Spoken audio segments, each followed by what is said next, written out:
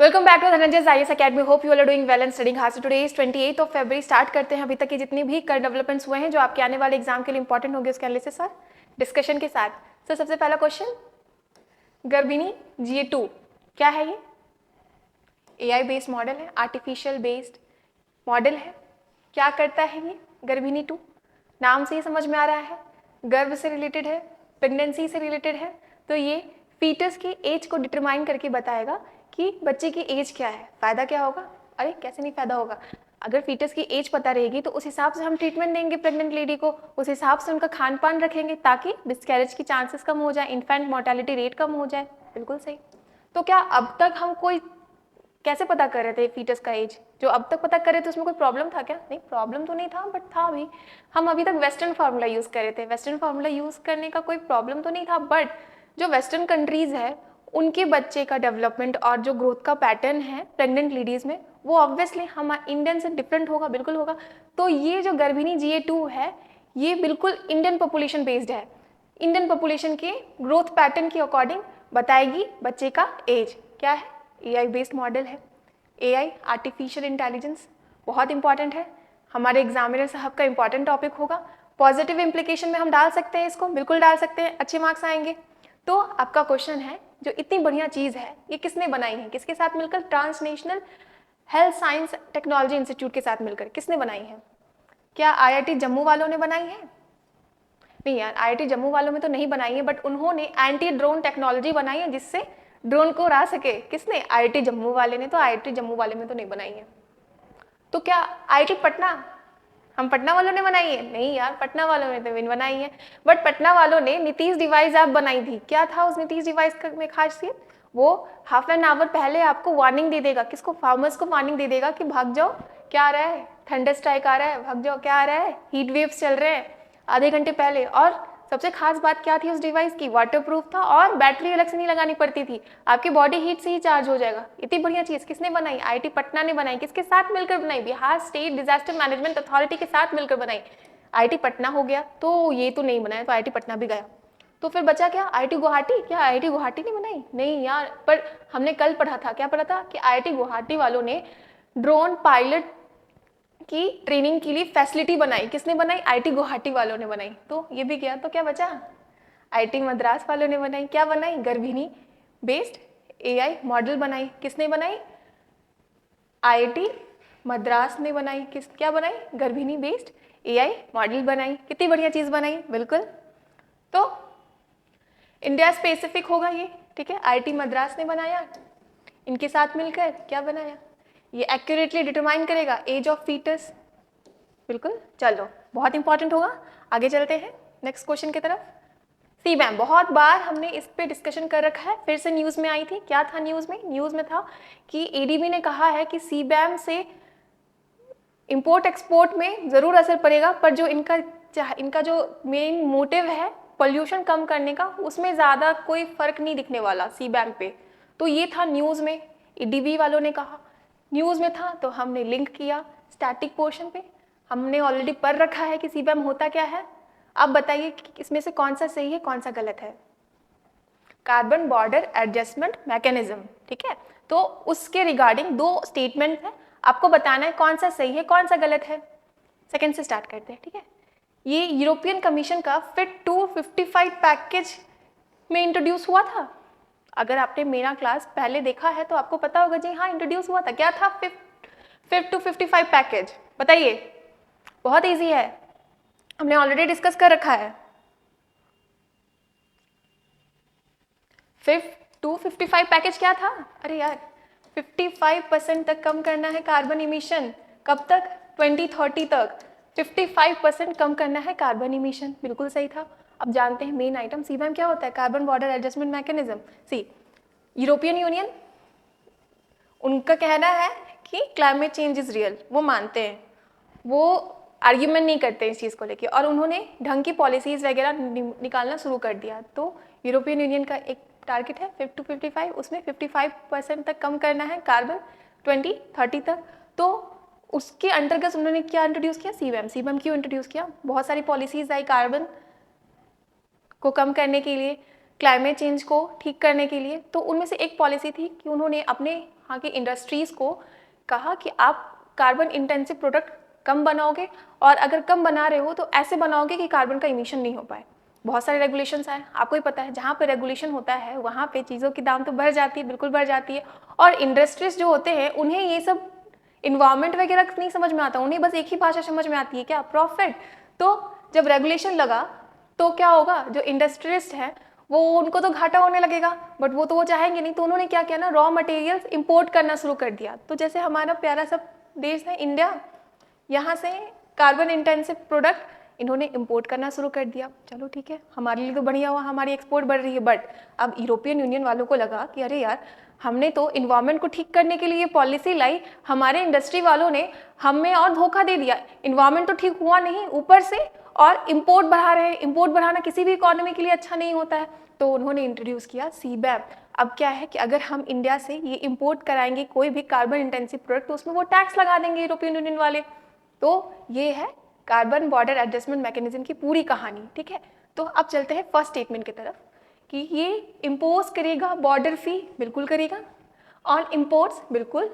इन carbon intensive sectors, बिल्कुल करेगा। From the nation with lower environmental standards, हम India वाले कहाँ करते हैं इन्वायरमेंटल पॉलिसीज को फॉलो, कहाँ कोई हमारे इन्वायरमेंटल स्टैंडर्ड से नहीं है ना, बिल्कुल नहीं है। तो हम इंपोर्ट कर रहे थे, इन्होंने टैक्स लगा दिया। अब इंडस्ट्रीज वाले, पैसा तो उन्हें उतना ही लगना है तो खुद से ही मैन्युफैक्चर करेंगे, हमारा घाटा हुआ, एक्सपोर्ट हमारा कम हो गया। तो ये था पूरा सीबैम। क्यों था, कैसे था, क्या है, हर एक एंगल जाना। अब क्या पूछ रहा है, आपको बताना है करेक्ट स्टेटमेंट कौन सा है। जल्दी से बताइए, उपरोक्त में से कौन सा कथन सही है। बहुत अच्छे से समझाया, अगर आपको फिर भी कोई प्रॉब्लम आ रहा है अब बताओ, फिर से समझा दूंगी। क्या फर्स्ट स्टेटमेंट सही था? बिल्कुल सही था। क्या सेकंड स्टेटमेंट सही था? ये भी सही था। तो हम कह सकते हैं कि एक और दोनों ही स्टेटमेंट सही है। बिल्कुल, हम आराम से कह सकते हैं, हम कहेंगे भी कि दोनों सही है। तो मैंने बताया क्यों था ये करंट में, ये कुछ ज़्यादा नहीं करेगा, ईयू इंपोर्ट एक्सपोर्ट पे असर पड़ेगा, बट जो इन्वायरमेंट है वो ऐसे ही रहेगा। Carbon tax do a little cut emissions, little, ज़्यादा नहीं। तो जो जो बताया मैंने वो सब यहाँ पे लिखा हुआ है। बॉर्डर फी लगेगा सीबैम के थ्रू इंपोर्ट्स पे। कार्बन इंटेंसिव सेक्टर्स मतलब फर्टिलाइजर्स हो गया, स्टील हो गए, सीमेंट हो गया, जो इंडिया हैवीली एक्सपोर्ट करता है यूरोपियन कंट्रीज को, तो इससे इंडिया को बहुत घाटा होगा। किससे घाटा होगा? सीबैम से घाटा होगा। क्या था? 50 to 55 कार्बन इमिशन को 55% तक कम करना है बाय 2030। तो ये था आपका क्वेश्चन, ये था उसका आंसर और एक्सप्लेनेशन। चलो नेक्स्ट क्वेश्चन पे चलते हैं। काफी फैक्चुअल। इंडिया का फर्स्ट प्राइवेट और साउथ एशिया का लार्जेस्ट एम्यूनिशन और मिसाइल कॉम्प्लेक्स इनॉग्रेट हुआ है कहाँ पे? निजी है। और दक्षिण एशिया का सबसे बड़ा गोला बारूद और मिसाइल परिसर का उद्घाटन कहाँ हुआ है? बताइए। क्या वो न्यू दिल्ली में हुआ था? हो सकता है, कैपिटल है, क्यों नहीं हो सकता है, बट नहीं हुआ था। पर न्यू दिल्ली में कुछ हुआ था, लार्जेस्ट टेक्सटाइल इवेंट हुआ था। क्या था नाम? भारत टेक्स। इनॉग्रेट किसने किया था? हमारे मोदी साहब ने किया था। क्या? भारत टेक्स। कहाँ? न्यू दिल्ली में। चलो, तो गुजरात तो हो सकता है। क्यों? क्योंकि हम देख रहे हैं कि आजकल जितने भी बड़े बड़े काम हो रहे हैं वो गुजरात में हो रहे हैं। क्यों हो रहे हैं? आप भी जानते हैं, हम भी जानते हैं, बट गुजरात में हो सकता है, क्यों नहीं हो सकता है? गिफ्ट सिटी भी गुजरात में है। अभी हाल ही में सुदर्शन ब्रिज का इनॉग्रेट किया हमारे मोदी साहब ने, हो सकता है गुजरात में, बट गुजरात नहीं है। नहीं है ना गुजरात, बिल्कुल नहीं है गुजरात। गुजरात में हमने और कुछ पढ़ा था। फर्स्ट कॉन्फ्रेंस हुआ था सीवीड को लेके। सीवीड जानते हो क्या होता है? बताया है, फिर से बता देती हूँ। सीवीड, आप जब किसी लेक में जाओगे तो आपको ग्रीन ग्रीन चटाईदार बिछा हुआ मिलेगा, आलगी, है ना, वही है सीवीड। अगर आप कोस्टल एरिया में जाओगे तो किनारे में आपको मिल जाएगा। फायदा क्या होगा? बहुत फायदा है, बहुत हाईली प्रोटीनिशियस है। उसको सुखा दो, पाउडर बना दो, आधा चम्मच पाउडर खाओ, आपका प्रोटीन का रिक्वायरमेंट खत्म। हाँ, तो इतनी बढ़िया चीज के लिए पहली बार कॉन्फ्रेंस ऑर्गेनाइज की थी, कहाँ पे? गुजरात में।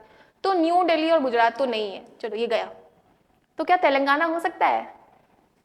हाँ, हो सकता है। अभी दक्षिण भारत का पहला संगीत नाटक अकेडमी खोला था। और क्या किया था हमने? हुक्का पार्लर बंद करवाया था। कहाँ? तेलंगाना में। बट तेलंगाना भी नहीं है। तो ये कहाँ खुला है? उत्तर प्रदेश के कानपुर में। क्या खुला है? पहला प्राइवेट और लार्जेस्ट एम्यूनिशन और मिसाइल कॉम्प्लेक्स, बताइए किसने खोला है? प्राइवेट है, तो किसी पैसे वाले इंडस्ट्रियलिस्ट नहीं खोला होगा। जी हाँ, अडानी जी ने खोला है। क्या खोला है? अडानी ग्रुप ने। कहाँ खोला है? कानपुर में, यूपी में खोला है। क्या करेगा? जो रिक्वायरमेंट है हमारे डिफेंस सेक्टर में उसको फुलफिल करेगा। किसके साथ है? Israel, obviously. तो फर्स्ट एम्यूनिशन मैन्युफैक्चरिंग फैसिलिटी खुली है कहाँ? कानपुर में, प्राइवेट है। चलो नेक्स्ट क्वेश्चन, काफी फैक्चुअल है, बहुत बहुत अच्छा है। सवेरा प्रोग्राम किस चीज से रिलेटेड है? ये अर्ली ब्रेस्ट डिटेक्शन को लेके है। क्या? सवेरा प्रोग्राम। अभी सर्वाइकल कैंसर को भी लेके हमने बहुत सारी बातें की है, हमने जाना कैसे होता है, किसके थ्रू होता है, एचपीवी के थ्रू होता है, चर्चे में भी बहुत था। तो Savera program early breast cancer detection, तो किस स्टेट ने इतने बढ़िया प्रोग्राम लॉन्च किए हैं बताइए? क्या वो उत्तराखंड हो सकता है? हमने उत्तराखंड को लेकर पर कल पढ़ा था क्या कि उन्होंने एक बिल पेश किया है जिसमें जो भी प्रोटेस्ट के ड्यूरिंग में कोई प्रॉपर्टी को डैमेज करते हैं तो रिकवरी उनसे ली जाएगी। किसने किया है? उत्तराखंड ने किया है। यूसीसी लाया है अभी नहीं, तो उत्तराखंड ने नहीं किया अभी। असम नहीं, बट असम ने दो चीज की है मेन। सबसे पहले रिपील किया है मुस्लिम मैरिज एक्ट ऑफ 1935 और दूसरा क्या किया है? मैजिक हीलिंग पे बैन लगाया है। तो असम भी नहीं होगा। क्या वो हिमाचल प्रदेश हो सकता है? हो सकता है नहीं, पर हिमाचल प्रदेश भी नहीं है। बट हिमाचल प्रदेश ने बहुत बढ़िया स्कीम लाई थी क्लाइमेट चेंज मिटिगेशन के लिए, स्कॉलरशिप प्रोवाइड करेंगे ग्रीनरी इनहेंस करने के लिए। कौन? हिमाचल प्रदेश। तो बचा क्या? हरियाणा। वाह बढ़िया। हरियाणा ने क्या किया है? हरियाणा ने अर्ली ब्रेस्ट डिटेक्शन के लिए प्रोग्राम लॉन्च किया है जिसका नाम है सवेरा प्रोग्राम, हरियाणा ने। ठीक है, चलो नेक्स्ट क्वेश्चन पे चलते हैं। काफी फैक्चुअल था बट अच्छा था। फाइनेंशियल लिटरेसी वीक आरबीआई बनाता है। कल पढ़ा था हमने फॉरेक्स के बारे में, बताइए जल्दी जल्दी क्या होता है फॉरेक्स, क्या क्या कंपोनेंट्स होते हैं? क्या उसमें एसडीआर आता है, स्पेशल ड्राइंग राइट्स? बिल्कुल आता है। क्या उसमें गोल्ड आता है? बिल्कुल, कैसे नहीं आएगा। क्या उसमें बॉन्ड्स, स्टेलिंग, येन और डॉलर, ये जो फाइनेंशियल एसेट है, क्या आरबीआई अपने पास रखता है? बिल्कुल रखता है। कैसे नहीं रखेगा, बिल्कुल रखता है। तो फॉरेक्स के कंपोनेंट्स हमने कल जाना था। क्यों जाना था? क्योंकि फॉरेक्स का रिजर्व डिक्लाइन कर गया है। तो अभी आरबीआई ने फाइनेंशियल लिटरेसी वीक मनाएंगे। ये अभी मनाया, हाँ हो गया, बनाना स्टार्ट कर दिया है। थीम क्या था आप ये बताइए? क्यों बनाते हैं financial literacy week? Obviously financial मतलब पैसा, लिटरेसी मतलब पढ़ाई, मतलब हम ज्ञान देंगे बैंक की जितनी भी इंपॉर्टेंट स्कीम्स हैं या फिर जो भी नॉर्मल चीज़ें हैं जो आम लोगों को जानना चाहिए, तो अवेयरनेस फैलाएंगे। किसमें? फाइनेंशियल लिटरेसी वीक के अंतर्गत। कौन कराता है? आरबीआई कराता है। तो थीम इंपॉर्टेंट होगा, बताइए। वित्तीय साक्षरता सप्ताह, इसका विषय क्या है? क्या वो चतुरंग हो सकता है? नहीं यार, चतुरंग कैसे हो जाएगा? चतुरंग तो रायसीना डायलॉग का था। तो क्या वो bridging gaps and building alliance हो सकता है? नहीं, कैसे? वो तो 20 फरवरी को हम मनाए थे वर्ल्ड सोशल जस्टिस डे, उसका थीम था, वो भी नहीं होगा। तो क्या वो towards a stable and sustainable Indian ocean हो सकता है? नहीं यार, नहीं हो सकता। कैसे हो सकता? वो तो इंडियन ओशन कॉन्फ्रेंस जो पर्थ ऑस्ट्रेलिया में हुआ था उसका थीम था। कौन गए थे? हमारे जयशंकर साहब गए थे। कहाँ? पर्थ ऑस्ट्रेलिया में। क्या था theme? Towards a stable and sustainable Indian ocean. तो क्या बचा? Make a right state start become financially smart.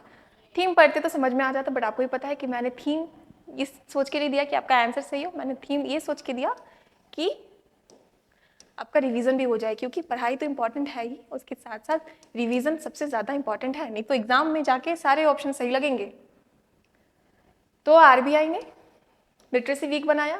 Theme क्या था? Make a right start become financially smart. बिल्कुल नहीं डरना है, रोज रिवीजन करेंगे, सारा कुछ कवर करेंगे। बस आपको उठना है, लगाना है हेडफोन, सुनना है। चलो, काफी फैक्चुअल है। हमारे बिहार के स्टेट गवर्नमेंट ने किसके साथ साझेदारी की है? किस लिए? स्टार्टअप इकोसिस्टम को प्रमोट करने के लिए। बहुत काम कर रहे हैं हमारे बिहार वाले स्टार्टअप के लिए। किसके साथ किया है? किसके साथ समझौता किया है बिहार सरकार ने इकोसिस्टम को प्रमोट करने के लिए? बताइए। वर्ल्ड बैंक के साथ कर सकते हैं, बिल्कुल कर सकते हैं, बट किया नहीं है। बट वर्ल्ड बैंक ने किसके साथ किया था? गोवा के साथ कोलैबोरेशन किया था। क्या किया था? ब्लेंडेड फाइनेंशियल स्कीम के अंतर्गत फाइनेंशियल मिटिगेशन के लिए किसने किया था? वर्ल्ड बैंक ने। किसके साथ किया था? गोवा ने किया था। क्या वो नीति आयोग हो सकता है? हो सकता है, बट नीति आयोग नहीं है। पर नीति आयोग यहाँ है, बट क्यों है? ग्रो इनिशिएटिव याद है? ग्रीनरी बनाएंगे, एग्रो फॉरेस्ट्री, वेस्टलैंड, बिल्कुल वेस्टलैंड में हम एग्रो फॉरेस्ट्री करेंगे ताकि ग्रीनरी आए। चलो ठीक है। और IIM शिलोंग, IIM शिलोंग में क्या हुआ था? अरे यार, गति शक्ति का फर्स्ट चेयर इंडिया का कहाँ? IIM शिलोंग। तो बचा क्या? सिडबी। सिडबी के साथ बिहार सरकार ने साझेदारी की है, किस लिए? प्रमोट करने के लिए startup ecosystem, small industry development bank of India के साथ। तो ये है हमारे नीतीश सर। और ये कौन है? हमारे डिप्टी CM, क्या नाम है? जी हाँ, सम्राट चौधरी सर। चलो, ट्रांसजेंडर के लिए फर्स्ट इक्वल अपॉर्चुनिटी पॉलिसी किस मिनिस्ट्री ने लाई है?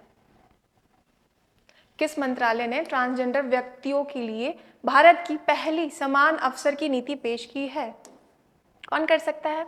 बिल्कुल ऑप्शन देख के तो आराम से आपको पता चल जाएगा इसका आंसर, बट ऑब्वियसली हमारा इंटेंशन आपका आंसर सही करना नहीं, रिवीजन करना है। तो रिवीजन करेंगे। मिनिस्ट्री ऑफ कल्चर को लेके हमने क्या पढ़ा था? मेरा घर मेरी धरोहर किसका है? मिनिस्ट्री ऑफ कल्चर को। चलो ठीक है। मॉस्पी बहुत इंपॉर्टेंट होगा, कल बहुत अच्छे से पढ़ा था, परसों पूरा डिटेल एनालिसिस किया था, रिवीजन भी करेंगे। NSO के अंतर्गत आती है मॉस्पी। इन्होंने हाल में क्या रिलीज किया है? बिल्कुल हाउस होल्ड कंजम्पशन एक्सपेंडिचर सर्वे किया है। हर एक चीज जाना था, हमने कल पढ़ा था कि सिक्किम जो है वहाँ का हाईएस्ट है monthly per capita consumption expenditure, और सबसे कम किसका है? छत्तीसगढ़ का है। तो क्या मिनिस्ट्री ऑफ कॉमर्स है? नहीं, पर मिनिस्ट्री ऑफ कॉमर्स तो नहीं है, बट मिनिस्ट्री ऑफ कॉमर्स को लेके हमने पढ़ा था ECGC, क्या था? Export credit guaranteed corporation. ये कॉर्पोरेशन मिनिस्ट्री ऑफ कॉमर्स के अंतर्गत आता है और ये रिस्क प्रोवाइड करता है एक्सपोर्टर्स को। और अभी हाल में ही ज्वेलरी वगैरह भी इसके अंडर में आई है। तो बचा क्या? सामाजिक न्याय मंत्रालय। तो मिनिस्ट्री ऑफ सोशल जस्टिस, ये जो है ये इन्होंने स्टार्ट किया है first equal opportunity policy for transgender person. ठीक है, चलो। तो मिनिस्ट्री ऑफ सोशल जस्टिस ने ट्रांसजेंडर पर्सन के लिए स्टार्ट किया ये पॉलिसी। क्या एम करता है? ऑब्वियसली उनको डिस्क्रिमिनेशन से रोकेंगे, उनको इक्वल अपॉर्चुनिटी प्रोवाइड करवाएंगे, हरासमेंट से रोकेंगे। तो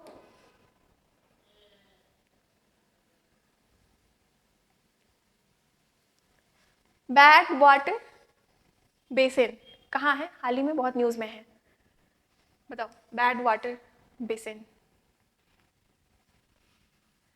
bad water basin. Google translate किया था तो बैड की जगह बुरा आ गया था, फिर ठीक किया। तो बैड वाटर बेसिन कहाँ है बताइए? क्या वो जर्मनी में है? नहीं, जर्मनी में नहीं है, बट जर्मनी में हमने पढ़ा था कि IVF हुआ था। तो क्या हो गया? IVF कोई बहुत बड़ी बात तो नहीं है ना? बिल्कुल बड़ी बात नहीं है, हमारे यहाँ तो बहुत आराम से होता है, बट ये खास था क्योंकि व्हाइट राइनो में पहली बार IVF हुआ था। किसमें हुआ था? व्हाइट राइनो में पहली बार हुआ था IVF। तो क्या वो ईरान हो सकता है? Iran bad water basin? नहीं यार, ईरान तो नहीं है, बट ईरान ने 3 सैटेलाइट्स लॉन्च किए जो हमारे एग्जाम के लिए बहुत इंपॉर्टेंट होगा। क्या क्या नाम था जल्दी बताइए? कायहान, हथेव और, जल्दी से बताइए, कायहान, हथेव और, जल्दी से कमेंट करके बताइए तो। और UAE में कायहान, हथेव और महदा। ओके, चलो। UAE बहुत इंपॉर्टेंट होगा। अबू धाबी में बैब्स की टेम्पल बनी है। 1907 में इनका ऑर्गेनाइजेशन स्टार्ट हुआ था। कौन थे? शास्त्री जी महाराज। तो US बैड वाटर बेसिन जो है वो US में है। वहाँ की जो डेथ वैली है वहाँ पे क्यों है न्यूज़ में? क्योंकि डेथ वैली जो जानते होंगे उन्हें पता होगा कि बहुत ही गर्म जगह है, बहुत सूखी जगह है, डिजर्ट है, कैलिफोर्निया स्टेट में है। बट कुछ समय से किसने देखा? नासा ने पाया है कि वहाँ पे बारिश के चलते एक लेक का फॉर्मेशन हो गया है। तो ये इसीलिए न्यूज़ में था। कहाँ है? डेथ वैली में है, कैलिफोर्निया। कैलिफोर्निया से रिलेटेड हमने कुछ और भी पढ़ा था, बिल्कुल पढ़ा था, सैल्टन सी के बारे में, जहाँ पे हमने लिथियम ब्लॉक पाया था। कहाँ है ये? US में है। चलो ठीक है। सिक्किम स्टेट का पहला रेलवे स्टेशन, बताओ कितनी बड़ी बात है। अब जाके इन्हें पहला रेलवे स्टेशन बन रहा है। ज्योग्राफिकल एरिया इनका ऐसा है, इसीलिए ऐसा हो रहा है। ठीक है, तो सिक्किम राज्य के पहले रेलवे स्टेशन की आधारशिला किसने रखी है? क्या वो आनंद कुमार सर ने रखी है, हमारे सुपर 30 वाले ने? नहीं यार, वो क्यों रखेंगे, बट उनको मिला है क्या? Golden visa. कहाँ से? UAE से। संपूर्ण सिंह काला और रामभद्राचार्य, क्या है ये? ज्ञानपीठ पुरस्कार मिला है। संपूर्ण सिंह काला नाम है इनका, गुलजार साहब। तो इनको मिला है ज्ञानपीठ उर्दू श्रेणी में और इनको संस्कृत श्रेणी में। तो बचे क्या, हमारे honourable prime minister sir Narendra Modi sir. तो इनको मिला है, इन्होंने इनॉग्रेशन आधारशिला डाला है सिक्किम के पहले रेलवे स्टेशन का। ठीक है, चलो एग्जाम के बाद चलेंगे घूमने। सोरा क्या है, ये यूज में है। पहला क्वेश्चन हमने पढ़ा गर्भिणी J2 AI बेस्ड मॉडल, फिर से AI आ गया। जी हाँ, ये ओपन AI द्वारा लॉन्च किया हुआ है मॉडल। सोरा क्या करेगा, आप लिखिएगा, उसका वीडियो बन जाएगा, पर पूरी मूवी नहीं बन पाएगी, थोड़ी सी मूवी बनेगी 1 मिनट तक की। किसके थ्रू, सोरा के थ्रू। तो ये है ओपन AI हमने जाना था, इसको हमने कंपेयर किया था किसके साथ, न्यूक्लियर एनर्जी के साथ। न्यूक्लियर एनर्जी बहुत पावरफुल चीज़ है, पूरी वर्ल्ड वाइड की एनर्जी की जो नीड है उसको फुलफिल कर सकता है nuclear energy. Same as that artificial intelligence हर चीज़ को पूरा कर सकता है, हर एक ज़रूरत को पूरा कर सकता है, बट जैसे न्यूक्लियर एनर्जी जितना ही डेट्रीमेंटल है, पूरी एनर्जी, पूरी वर्ल्ड की एनर्जी को प्रोवाइड कर सकता है, उसी तरह एक चुटकी में पूरा दुनिया को ख़त्म भी करने का ताकत रखता है कौन, न्यूक्लियर एनर्जी। AI भी सेम वैसा ही है। बहुत ज़्यादा इसके साइड इफेक्ट्स से बहुत ज़्यादा नुकसान है। सबसे ज़्यादा मैंने बताया कि इसके थ्रू आप लिखोगे, वीडियो बन जाएंगी, तो फिर कितने लोगों के रोजगार जाएंगे। जॉबलेस तो वैसे ही बहुत बड़ी हुई है। हमने परसों ही पढ़ा था अंडर एम्प्लॉयमेंट को लेके कि अरविंद पनगरिया जी का कहना है कि अनएम्प्लॉयमेंट हमारी देश की प्रॉब्लम नहीं है, हमारी देश की प्रॉब्लम अंडर एम्प्लॉयमेंट है। अंडर एम्प्लॉयमेंट क्या हुआ कि आपके पास स्किल तो है बट आप अपने स्किल के अप्रोप्रिएटली काम नहीं कर पा रहे, तो वो होता है अंडर एम्प्लॉयमेंट। वैसे ही अंडर एम्प्लॉयमेंट बढ़ी हुई है। अगर इस तरह के मॉडल्स आने लगेंगे तो अनएम्प्लॉयमेंट तो और बढ़ जाएगा, तो नेगेटिव इंप्लीकेशन हो जाएंगे किसके, AI के हो जाएंगे। और क्या पॉजिटिव इंप्लीकेशन, अरे अभी पढ़ा ना, क्या कर भी नहीं।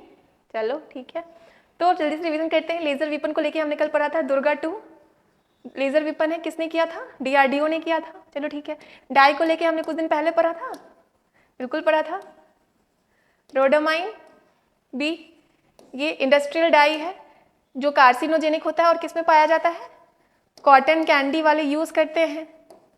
और कॉटन कैंडी कौन खाते हैं, हमारे बच्चे खाते हैं, जिसके चलते तमिलनाडु और पुडुचेरी की गवर्नमेंट ने बैन कर दिया है क्या, रोडामाइन नहीं, कॉटन कैंडी।